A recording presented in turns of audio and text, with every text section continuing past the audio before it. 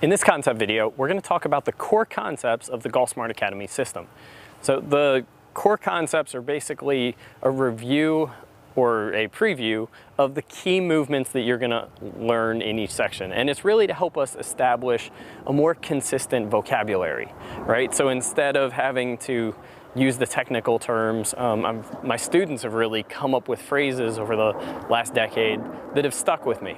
So in this video, I'm going to help go through what are some of the common phrases like the motorcycle move that you're going to learn in this site, and kind of create some clear definitions so that we're at least starting on the same page. And that way we'll be able to communicate a whole lot easier as you ask questions and experiment with the different videos on this site.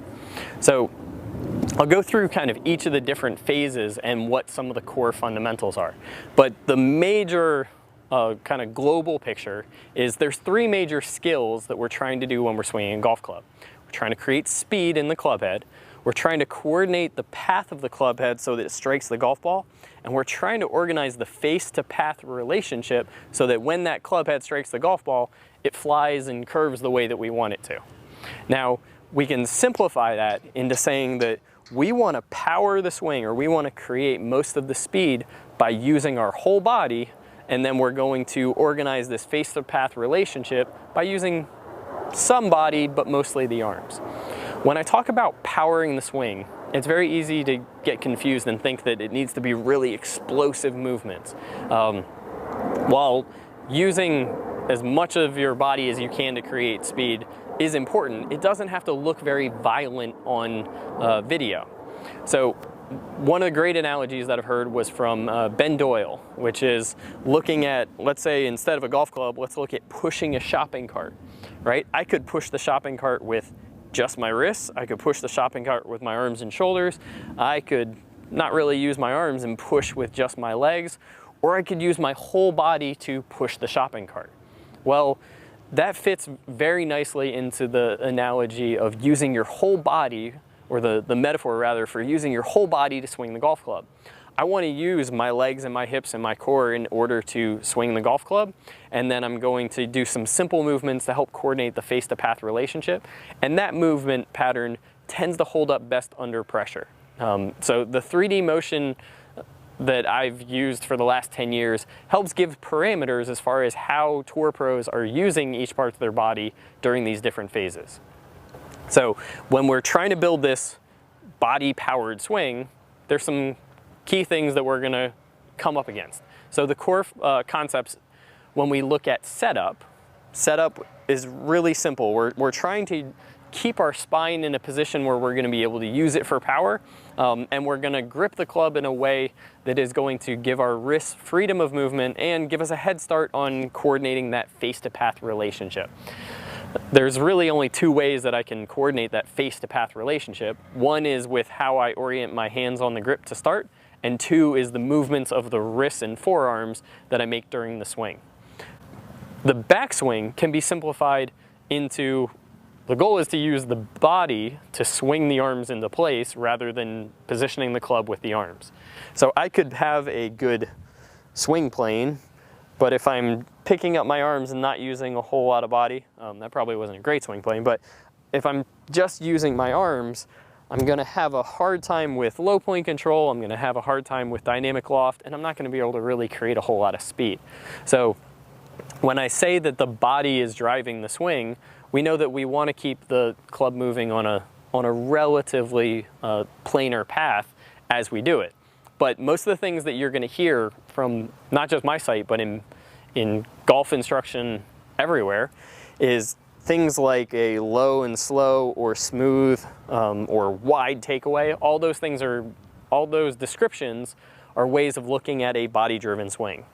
Wide at the top, extending the spine, not swaying off the ball, not standing up. Those are all ways to look at making this somewhat centered pivot, which is one of the core concepts of the Golf Smart Academy system, is a somewhat centered pivot revolved around the body movements. So in the backswing section, you'll see lots of videos to help you coordinate the face-to-path relationship and get ready for transition, but most of it is ways to stop yourself from not using your body to swing the club in the backswing. So while the core concepts in the backswing are great, it's really the downswing that I think separates elite golfers from average golfers. And part of the reason why I think many elite golfers benefit from thinking about setup and posture and simple things during the backswing is they've already built, for the most part, a really functional downswing. Well, many amateurs struggle with their downswing, have much more inconsistent contact, and just having a good setup usually doesn't cut it. In my coaching experience, working on the downswing can have some of the biggest impacts into amateur golfers' ball striking ability. Now, when I'm looking at the downswing, I tend to talk about two different phases. One is transition and two is the release. Transition is kind of like the weight shift and the early part of the throwing motion, and then the release is the second half of the throwing motion. In the golf swing, transition is roughly until about shaft 45. So there's a bit of a weight shift, which I tend to refer to as the Jackson 5, or a little bit of the hip bump. There's a regaining in my posture and what I typically refer to as the left tilt or transition crunch sometimes. So the body regain its flex as it helps with that weight shift. And then there's two things that the arms are doing. They're going to shallow. That allows me to make some of the steeper body movements. So the arms shallowing during transition is one of the core concepts that you're likely going to work on.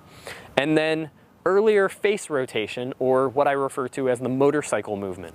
So the arm shallow is basically the arms rotating away from the target to help shallow out the club so that my body can rotate and regain its flex and the club doesn't get too steep. And the motorcycle movement starts the club rotating. So I'll talk a lot about whether the club face is getting squared by in-plane shaft movement, or the club passing your hands kind of like this, or if the club is getting squared by shaft rotation. That pattern starts during transition and then continues hopefully during the release. The last movement during transition is kind of a bridge movement. It works between both transition and the release, and it's called the wipe, and it's basically working the arms across your body like so.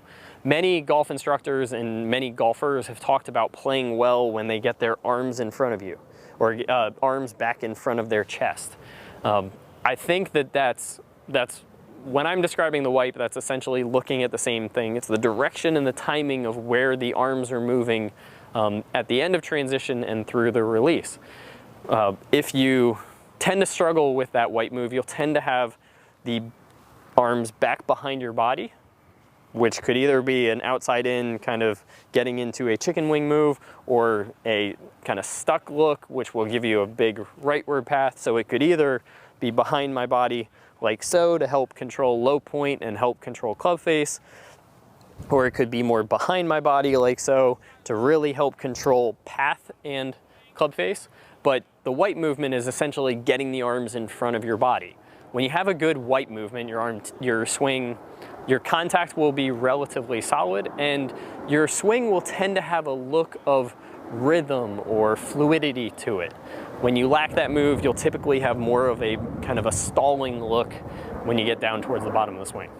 So the wipe movement bridges because it kind of starts just as we're getting to the end of transition and then continues all the way until the end of a release. And the release ends for me at about shaft parallel, or what I call follow-through position. So during the release, we're going to continue the shaft rotation of the motorcycle movement. We're going to worry about shallowing by using unhinge instead of arm rotation. And then we are going to work on those arms working across your body with more of that wipe movement. That creates shaft lean, body rotation at impact, the flat left wrist, a lot of the things that you've probably read about and are familiar with. We'll break down the different ways that you can train it. We focus on left arm or right arm or body, all those key movements. Now the main body movement that we work on during the release I call bracing. So at this stage, I'm using my body really to get the speed into the club head, and then just after impact, my body now has to worry about decelerating or stabilizing all the speed that I created in the club head. So if I were to get way up on my toes and kind of get off balance, if I had a lot of speed in the club head, it would pull me even more off balance. So being kind of down and keeping my spine angle, or keeping my posture as I go through, using my hips, having my hips a little bit more ahead of my body or my lower body, puts me in a position where if this club was going to get yanked out of my arms, I'm in a position where I can use the big muscles of my core, the big muscles of my hips and my trunk in order to stabilize that speed. So it brings us full circle to where we want to use the body to control the backswing, we want to use the body to help control the downswing, we're going to use arm movements to coordinate that face-to-path relationship, but we're primarily going to use our body for speed control and our body to safely decelerate all the speed that we've created. By going through each section, you'll figure out which one or two of these core fundamentals or core concepts you struggle the most with, and you can put in most of your time with that. Now you will see that these fundamentals build off of each other. So if I don't, or if I don't shallow my arms, if I get steep, then I'm probably not going to have a big transition crunch, and I'm probably not going to have a big white movement. But if I gradually work on each of these pieces, I'll find the one or two that will help tie all the other ones together, and I'll instantly notice better contact, better feedback, which is why it's important to know how to read the feedback, but better contact, better ball flight, and it will usually look better on video as well. So we'll see if we can throw a swing together that utilize all of those core concepts.